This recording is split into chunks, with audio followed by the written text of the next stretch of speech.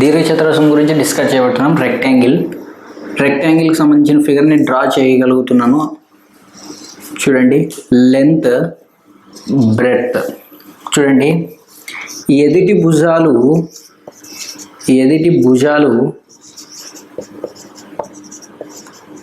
సమాంతరాలు. ఎదుటి భుజాలు సమానం. ఈ దీర్ఘ చతురస్రంలో రెండు కర్ణాలను కలిగి ఉంటాయి. రెండు కర్ణాలు.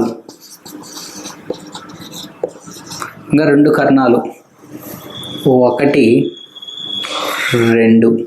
చూడండి, రెండు కర్ణాలు కలిగి ఉంటాయి. ఆసన్న భుజాలు లంబంగా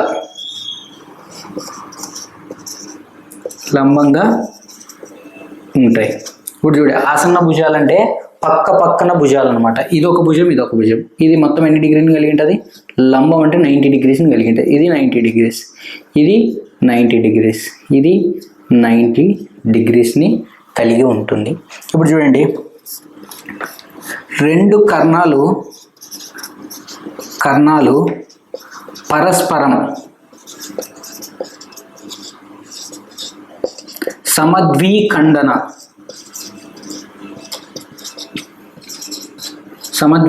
రేఖలు అవుతాయి. చూడండి, రెండు కర్ణాలు సమద్విఖండన రేఖలు అవుతాయి అంటే ఒక కర్ణము మరొక కర్ణాన్ని రెండు భాగాలుగా విభజిస్తాయి అన్నమాట. చూడండి, ఈ యొక్క కర్ణం అంటే మధ్యలో, అంటే రెండు కర్ణాల మధ్యలో ఏర్పడిన ఇది లంబంగా కలిగి ఉండదు. ఇప్పుడు చూడండి, ఇదంతా సంబంధించిన దీని యొక్క అప్లికేషన్స్ గురించి ఇంకా జామెట్రీలో మనం ఇంకా క్లీన్గా ఎక్స్ప్లెయిన్ చేస్తాం క్లియర్గా. అదేవిధంగా ఇప్పుడు చూడండి, దీర్ఘ చతురస్రం యొక్క పెరిమీటర్ అంటే చుట్టుకొలత అంటే ఇప్పుడు ఈ కార్నర్లో మనం నిల్చొని ఉన్నాం. మనకి ఇటు నుంచి ఇలా వాకింగ్ చేస్తూ ఇలా వస్తూ ఇక్కడికి వచ్చేసామంటే దాన్ని చుట్టుకొలత అంటారు. ఎన్నిసార్లు అంటే తిరగకూడదు, ఒకసారి మాత్రమే తిరిగేదాన్ని చుట్టుకొలత అంటారు. ఇప్పుడు తిరిగేటప్పుడు ఎన్ని లెంత్స్ వచ్చాయి? 2 లెంత్స్ వచ్చినాయి, అంటే 2 బ్రెడ్త్లు వచ్చినాయి. అంటే చూడండి, అంటే పెరిమీటర్ ఫార్ములా అంటే 2/L + B is the correct. చూడండి, ఇది యాక్చువల్గా మనకు తెలిసింది, కానీ దీనికి సంబంధించిన ఒక క్వశ్చన్ ఇస్తాను. చూడండి, అందరూ అబ్జర్వ్ చేయండి. క్వశ్చన్ బాగా అబ్జర్వ్ చేయండి. Length equal to 8 centimetres, breadth equal to 10 centimetres, అంటే పెరిమీటర్ ఎంత? చూడండి, దీన్ని మనం ఎగ్జామ్ హాల్లో ఎలా చేయగలుగుతామంటే, పెరిమీటర్ అడిగారు కాబట్టి 2/L + B అని ఫస్ట్ వేస్తాం. దీని నుంచి నెక్స్ట్ ఇంకొక స్టెప్ 2/8 + 10 అని వేస్తాం. మన నెక్స్ట్ 2/18 అని వేస్తాం. నెక్స్ట్ ఇంకో స్టెప్ 2/18 36 అని వేస్తాం. Answer 36 is the correct answer. కానీ ఎగ్జామ్ హాల్లో ఈ స్టెప్స్ ఏవి కూడా మనం వేయకూడదు. ఒకటి మనకు క్లియర్గా తెలిసింది, చుట్టుకొలత అంటే 2 బ్రెడ్త్లని 2 లెంత్లను కలిగి ఉంటుంది. కాబట్టి ఒక లెంత్ అంటే ఇప్పుడు ఆల్రెడీ మనకి 8 సెంటీమీటర్స్ ఇచ్చారు. 8ని డబల్ చేస్తే 16, 2 లెంత్లు అయిపోయినాయి 16. ఇక్కడ బ్రెడ్త్, ఒక బ్రెడ్త్ ఇచ్చాడు అంటే 10, ఇంకొక బ్రెడ్త్ మనకు కావాలి కదా, 2 బ్రెడ్త్లు ఉంటాయి 20, ఇక్కడ ఒక 16, ఎంత అవుతుంది? 20 ఒక 16 36. ఇదంతా బ్రెయిన్లోనే క్యాలిక్యులేషన్ చేయగలుగుతాం. ఈ ఫార్ములా చేసి మళ్ళీ ఇట్లా స్టెప్ వేసుకుంటే రామన్నమాట. ఇప్పుడు 8 అంటే 8 8 16, 16 + 20 36 ఈజ్ ద పెరిమీటర్.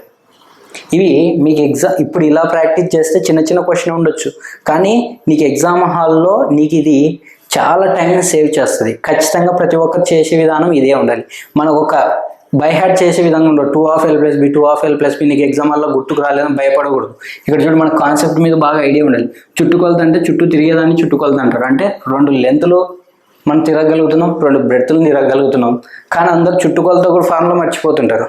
దానికి భయపడాల్సిన అవసరం అయితే లేదు.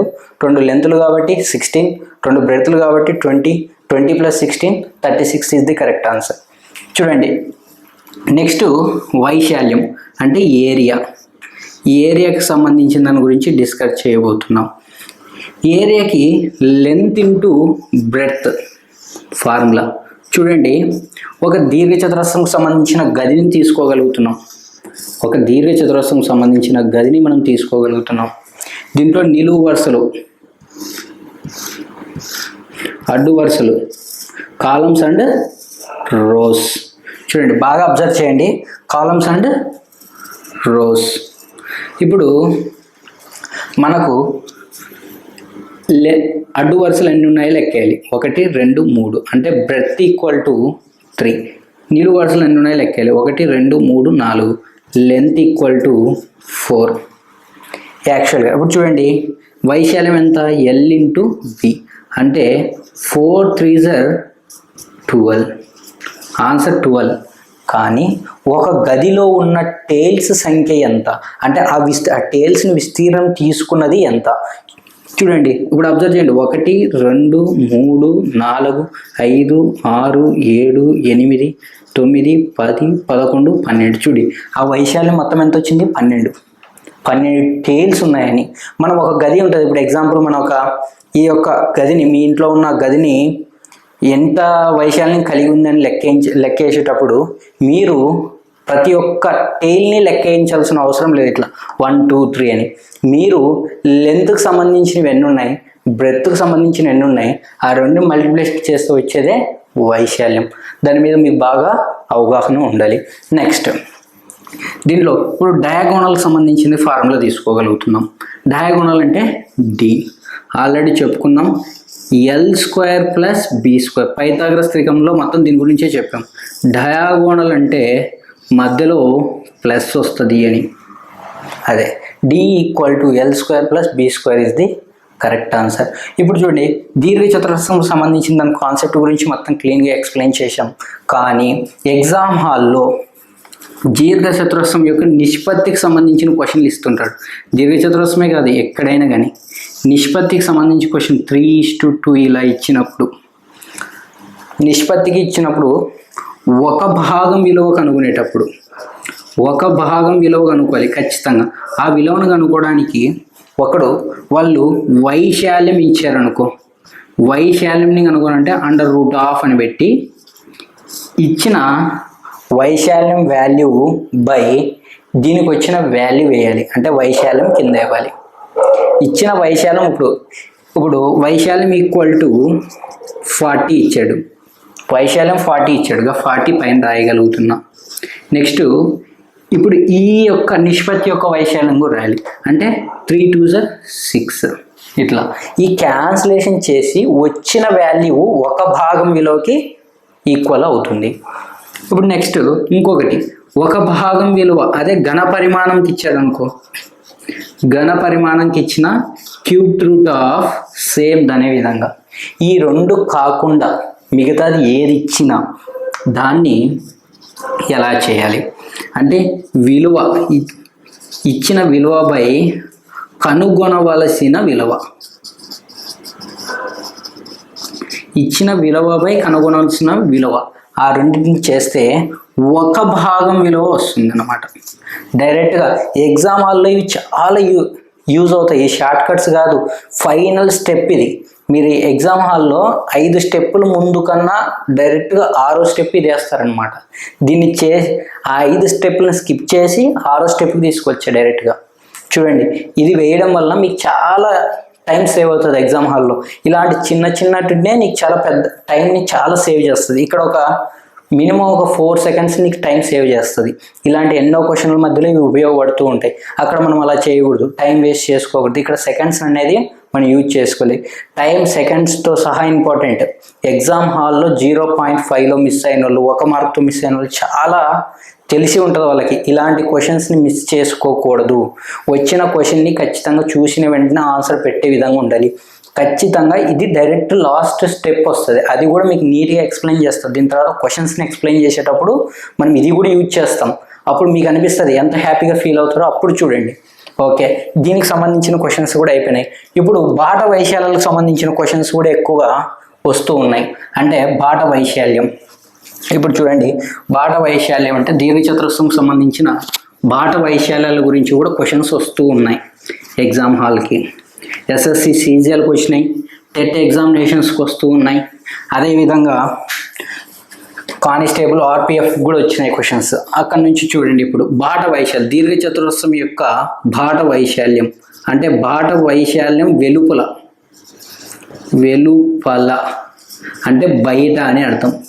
ఇది వచ్చిన వెంటనే మనకి ఒక చిన్న ఫార్ములా గుర్తుపెట్టుకోండి, 2W of L plus B plus 2W. ఇది ఫార్ములా, ఇది ప్రతి ఒక్కరూ గుర్తుంచుకోవాలి. అదే దీర్ఘచతురస్రం యొక్క బాట వైశాల్యం లోపల ఫార్ములా, దీర్ఘచతురస్రం యొక్క బాట వైశాల్యం లోపలకు సంబంధించిన కాన్సెప్ట్కి సంబంధించింది. చూడండి, 2W of L plus B minus 2W. ఇప్పుడు నెక్స్ట్ క్వశ్చన్, బయట అయిపోయింది, లోపల అయిపోయింది. ఇప్పుడు ఇరువైపులా ఇక్కడ నుంచి వస్తే క్వశ్చన్ ఎక్కడి నుంచి వస్తుంది, ఇక్కడ నుంచి వస్తుంది క్వశ్చన్. ఇరువైపుల నుంచి వచ్చే అవకాశం ఎక్కువగా ఉంటుంది. ఇక్కడ చూడండి, ఇరువైపులను ఫార్ములా ఎలా కన్సిడర్ చేస్తారంటే W of L plus B minus W. దీని యొక్క ఎక్స్ప్లెనేషన్ కూడా ఉంటాయి, అవన్నీ అవసరం లేదు. ఇప్పుడు ఆ ఎక్స్ప్లెనేషన్ కూడా మీకు క్లారిటీ ఇస్తా. ఇవన్నీ కూడా ఎలా వచ్చినాయో అవంతా నేర్చుకోవాల్సిన అవసరం లేదు. దీని ఫిగర్ ఎలా ఉంటుంది అక్కడ మన క్లాస్లో డిస్కస్ చేసేటప్పుడు చెప్తాం. ఇలా ఉంటుంది, రెండు రూట్లను కలిగి ఇలా ఉంటుంది.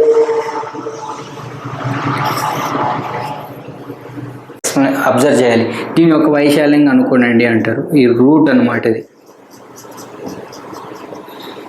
చూడండి, ఇలా ఈ బాట వైశాల్యాల మీద సంబంధించింది కూడా ఒకటి వస్తుంది. ఇందులో కూడా దోష శాతము అని ఒకటి వస్తుంది. దోష శాతం అంటే ఎర్రర్ పర్సంటేజ్. ఇప్పుడు చూడి, దోష శాతము దీని మీద కూడా ఒకటి వస్తూ ఉంటుంది మనకి ఎప్పుడు, X plus Y plus X into Y by 100. ఇది కూడా ఫార్ములాని మీరు బైహార్ట్ చేసి ఉండాలి. ఎందుకు ఈ ఫార్ములాని బైహార్ట్ చేసి ఉండాలి అని అంటారంటే, ఎగ్జామ్ హాల్కి ఎక్కువ సార్లు వస్తూ ఉంటుంది ఇక్కడ నుంచి.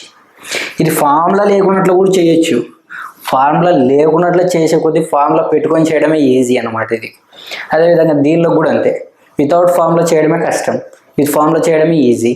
ఎక్కడైతే ఫార్ములా అవసరం లేదో అక్కడ మనం ఫార్ములాని నేర్చుకోవాల్సిన అవసరం లేదు. ఎక్కడైతే ఫార్ములా నేర్చుకోవాలో అక్కడ ఫార్ములాని మనం నేర్చుకుందాం. ఫార్ములా లేకున్నట్లు కూడా చెప్దాం, అది కూడా చూడండి. మేము ముందుకు వెళ్ళిన తర్వాత ఫార్ములా ఉండి కూడా చెప్పుకుందాం. ఇది దీర్ఘచతురస్రం సంబంధించిన కాన్సెప్ట్. ఇక్కడ నుంచి ఖచ్చితంగా మనకి ఎగ్జామినేషన్కి ఒక క్వశ్చన్ వస్తుంది, ఖచ్చితంగా దాన్ని కూడా మనం డిస్కస్ చేయబోతాం. ఇప్పుడు ఈ గతంలో వచ్చిన ఎగ్జామినేషన్కి సంబంధించిన క్వశ్చన్స్ని డిస్కస్ చేస్తాను, అవి కూడా ఒకసారి మీ అందరూ క్లియర్గా వినండి. మీరు కూడా నాతో పాటు ప్రాక్టీస్ చేస్తూ ఉండండి. ఎక్కడ ఏది కూడా స్కిప్ చేయొద్దండి. ప్రతి ప్రాబ్లం, నేను నెక్స్ట్ చెప్పే 20 ప్రాబ్లమ్స్ కాంపిటేటివ్ ఎగ్జామినేషన్కి వచ్చినవే. ప్రతి ఒక్కరూ ఆ ప్రాబ్లం చేయడానికి నా వీడియో పాస్ చేసి మీరు ప్రాబ్లమ్స్ అనేది చేయండి, లేదా నాతో పాటు మీరు కూడా చేసుకుంటా రండి. ఖచ్చితంగా ఏ క్వశ్చన్ని వదిలిపెట్టండి. 20 ప్రాబ్లమ్స్ ఉంటే 20 డిఫరెంట్ మోడల్స్, అంటే దీర్ఘచతురస్రంలో 20 మోడల్ క్వశ్చన్స్ని, 20 రకాల క్వశ్చన్స్ని తీసుకున్నాను అనమాట. క్వశ్చన్కి సంబంధం లేకున్నట్టు కొన్ని క్వశ్చన్లు ఈక్వల్గా ఉన్నాయి కూడా కాంపిటేటివ్ ఎగ్జామ్కి వచ్చినాయి కాబట్టి అవి కూడా డిస్కస్ చేశాను. మీరు కూడా బాగా అబ్జర్వ్ చేయాల్సింది ఏంటంటే, దీర్ఘచతురస్రం సంబంధించిన ఎన్ని మోడల్ క్వశ్చన్స్ ఉన్నాయి, మోడల్కి ఒక క్వశ్చన్ మాత్రమే మీ నోట్బుక్లో రాసుకోవాలి. ఇప్పుడు అలా మీరు కొన్ని క్వశ్చన్స్ని ఫ్రేమ్ చేసుకోవాలి. నెంబర్ ఆఫ్ ఎగ్జామ్స్ రాస్తూ ఉంటే అక్కడ డిఫరెంట్ క్వశ్చన్స్ వస్తాయి. అది నీకు తెలియకపోతే ఆ క్వశ్చన్ నోట్బుక్లో ఎంటర్ చేసుకోవాలి. ఇది ఫస్ట్ దీర్ఘచతురస్రంకి సంబంధించిన కాన్సెప్ట్. ఇప్పుడు క్వశ్చన్స్ని ఎక్స్ప్లెయిన్ చేస్తాను.